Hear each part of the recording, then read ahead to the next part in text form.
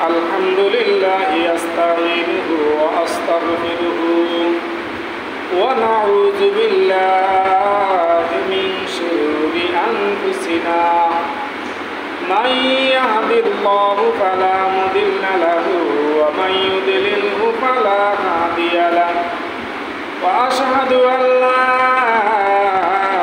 ilaha illallah wahdahu la sharika lahu وأشهد أن سيدنا ومولانا محمدا عبده ورسوله أرسله بالحق بشيرا ونذيرا وداعيا إلى الله بإذنه وسراجا وقمرا منيرا أما بعد فأعوذ بالله من الشيطان الرجيم بسم الله الرحمن الرحيم إن عدة الشهور عند الله 12 شهرا الشهر فقلت في كتاب الله يوم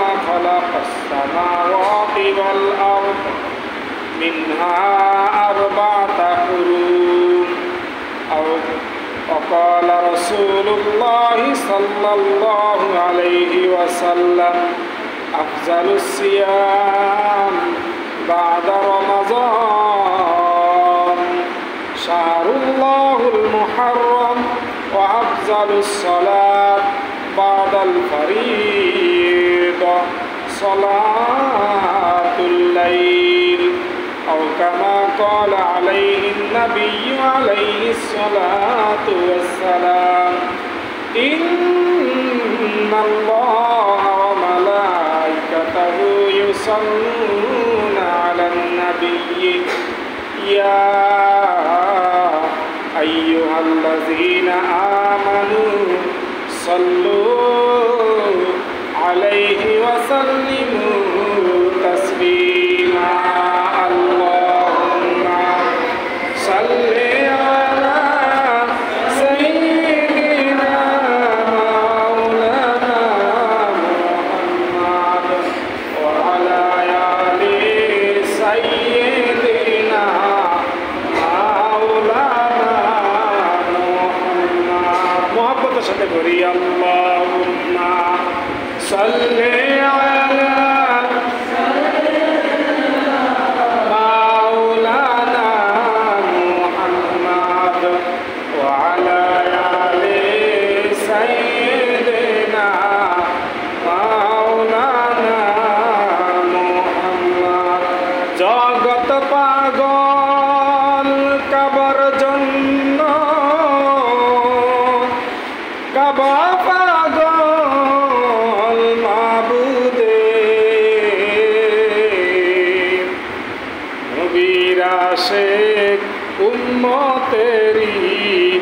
উম্মত আশিক নবীজির আল্লাহুম্মা সাল্লি আলা সাইয়্যিদিনা মাওলানা মুহাম্মদ ওয়া আলা আলি সাইয়্যিদিনা মাওলানা মুহাম্মদ আসমানের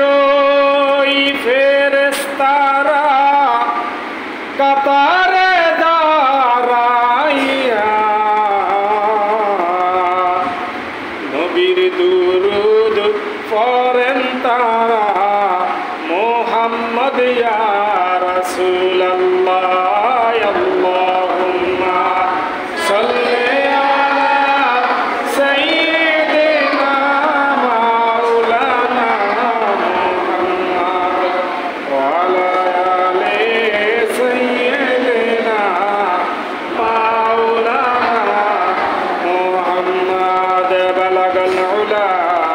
بكماله كشف الدجى بجماله حسنت جميع خصاله صلوا عليه وآله سلموا সাল্লু আলা সাদরিল আমিন মুস্তাফা মা জাইলনা রাহমাতাল লিল আলামিন। আলহামদুলিল্লাহ, সমস্ত প্রশংসা এবং তারিফ একমাত্র মহান রবের জন্য, যে মহান মালিক আমাকে আপনাকে এই বৃষ্টির মধ্যে দুনিয়াবী কাজ থেকে ফারেক করে আল্লাহ তাআলার পবিত্র ঘরে স্থানে গত জুমার ন্যায় এই জুমাটাও আদায় করার জন্য একত্রিত করেছেন। এই জন্য আমরা সকলেই দিল থেকে মাওলা পাকের একবার শুকরিয়া তার না আদায় করি, বলি আলহামদুলিল্লাহ। আবার বলি আলহামদুলিল্লাহ। সম্মানিত উপস্থিতি, জিলহজ মাস আমাদের কাছ থেকে অতিবাহিত হয়ে গেছে, যে হজের মাস। তো জিলহজ মাসের বছরের পঞ্জিকা অনুযায়ী শেষ বছর, অর্থাৎ শেষ মাস। ইংরেজি যেমন ডিসেম্বর মাস শেষ মাস, বাংলা যেমন চৈত্র মাস শেষ মাস, ঠিক তদ্রূপ আরবীয় জিলহজ মাস হয়ে গিয়ে শেষ মাস। জিলহজ মাস কি বলেন? শেষ মাস, অর্থাৎ বছর শেষ। এখন আরবি আবার নতুন বছর শুরু হয়েছে, হয়তো অনেকের জানা নাই। তো জিলহজ মাস শেষ হইলে চলে আসে মহররম মাস। বলেন কি মাস? মহররম মাস। এই মাসটা খুবই গুরুত্বপূর্ণ। আজকে মহররম মাসের কয় তারিখ যদি বলি হয়তো অনেকে বলতে পারবেন না, অথচ আরবি তারিখ জেনে রাখাটা এটা ফরজে কিফায়া। এটা আমি আরও কয়েকবার বলছি আপনাদেরকে যে আরবি মাসের গণনা রাখাটা এটা কি বলেন? ফরজে কিফায়া। জানাজা নামাজ যেমন ফরজে কিফায়া, ঠিক এই আরবি তারিখের গণনাটাও আমাদের জেনে রাখাটা ফরজে কিফায়া। কিন্তু আমাদের দুর্ভাগ্যজনক, আমরা বাংলা মাসটাই বেশি প্রাধান্য দিই, অথচ বাংলা মাসটা বেশি প্রাধান্য দেয় হিন্দুরা। বলেন কারা? হিন্দুরা। আপনি একটু খেয়াল করেন, বাংলা যে কটা মাস আছে প্রত্যেকটা শব্দ লিখে হিন্দুয়ানি ভাষা। প্রত্যেকটা শব্দ কি বলেন? হিন্দুয়ানি ভাষা। যে কার্তিক, অগ্রহায়ণ, পৌষ, মাঘ, ফাল্গুন, এগুলো সব হিন্দুয়ানি ভাষা। কিন্তু অথচ এটা আমরা কি করি? সুন্দরভাবে মুখস্থ রাখার চেষ্টা করি। আরবির প্রতি আমাদের কোনো গুরুত্ব নাই। আবার ইংরেজি মাস, এটা ইংরেজদের সেই ভাষা, সেটাও আমরা গুরুত্ব দিয়ে রাখি, ইংরেজি কয় তারিখ ইত্যাদি। কিন্তু আরবি মাসটা আমাদের কাছ থেকে বিলীন হয়ে যাচ্ছে, মনে থাকে না। এই জন্য সম্মানিত ভাইয়েরা আমার, আরবি মাসটা একটু মনে রাখার চেষ্টা করবেন। আজকে মহররমের 5 তারিখ। বলেন আজকে মহররমের কয় তারিখ? 5 তারিখ। তো এই মহররম মাসের 10 তারিখের যে এক ঘটনা আছে, নিদারুণ ঘটনা, এগুলো যদি বলতে যাই অনেক সময়ের প্রয়োজন। বিশেষ করে গুরুত্বপূর্ণ যেই দিনটা, সেটা হইল যে হযরতে আলী রাদিয়াল্লাহু তাআলা আনহুর সন্তান, মা ফাতেমার সন্তান হুসাইন রাদিয়াল্লাহু তাআলা আনহুকে, যে এজিদের বংশধর, এরকমভাবে কারবালায় শহীদ করেছে এই মহররম মাসের 10 তারিখ। এটা হইল গিয়া খুবই নিদারুণ একটা ইতিহাস। নবীর বংশকে ধ্বংস করার জন্য এজিদ কি করছে? পায়তারা হয়ে হারাইছে। সেই নবীর আদরের দুলালি মা ফাতেমা রাদিয়াল্লাহু তাআলা আনহার সন্তান হযরত হুসাইন রাদিয়াল্লাহু তাআলা আনহুকে কি করছেন বলেন? কারবালার ময়দানে শহীদ করেছেন। তো হুসাইন রাদিয়াল্লাহু তাআলা যে শহীদ হবে, এটা আল্লাহ রাসূল সাল্লাল্লাহু আলাইহি ওয়াসাল্লামকে আগেই কি করা হয়েছে বলেন? জানানো হয়েছে। বলে কেমন? যে সত্য একটু বলি, তারপরে এটার ইতিহাস আজকে বলবো না। তো রাসূল সাল্লাল্লাহু আলাইহি সাল্লাম তার হুজরাখানায় বসে আছেন, আর এই মুহূর্তে একজন ফেরেশতা আসছে। তো ফেরেশতা ছিল বৃষ্টির ফেরেশতা, যিনি বৃষ্টি প্রদান করেন আকাশ থেকে, তার একটা দায়িত্ব। তো বৃষ্টির ফেরেশতা আসছে। আসার পর হযরত রাসূল সাল্লাল্লাহু আলাইহি সাল্লাম উম্মে সালমা রাদিয়াল্লাহু তাআলা আনহার বাসায় ছিলেন।